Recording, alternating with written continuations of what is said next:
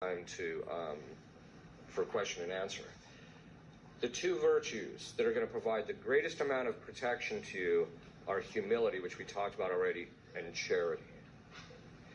Humility will help you to, again, not get proud or puffed up, because once you become proud, the demons can make use of that because they can influence your judgment by playing on your pride.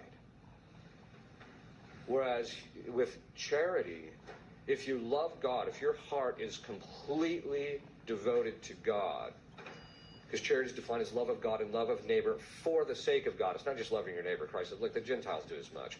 We're talking about loving your neighbor for God's sake. So if you do that and you work on charity and you keep doing it, then what will happen is the demons will avoid you, because they know that your attachment is to God. They know that if they try and tempt you to do something against somebody else, you're likely to have a revulsion against it. So charity is one of the principal things to develop. Loving God. And how you do that? You just tell him, God, I love you. You do that regularly throughout the course of the day.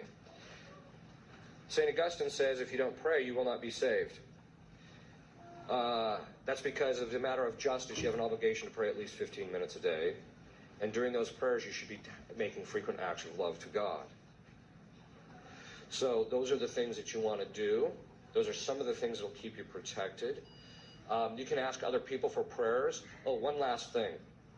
There's a group started by two exorcists because they noticed that there were certain families that, the parents would do everything they possibly could to raise the child rightly, and the parent, and they did everything, and all of a sudden they'd have one of the kids, for no reason, apparent reason whatsoever, the kid would just go off in left field. They're like, what happened there? And it's really weirded stuff, right?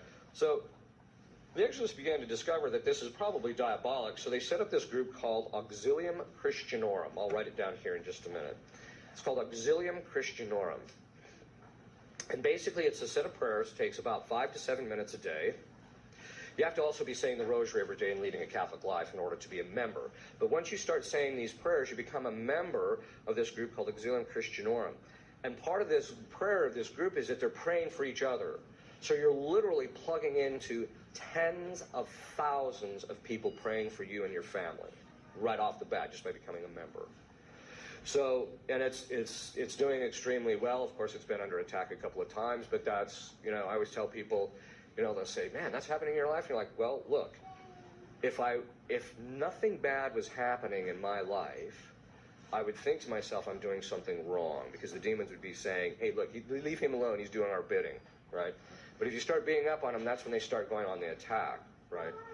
So it's been under a little bit of attack, but it's also been extremely effective. So it's one of the groups that I would highly recommend that you join, especially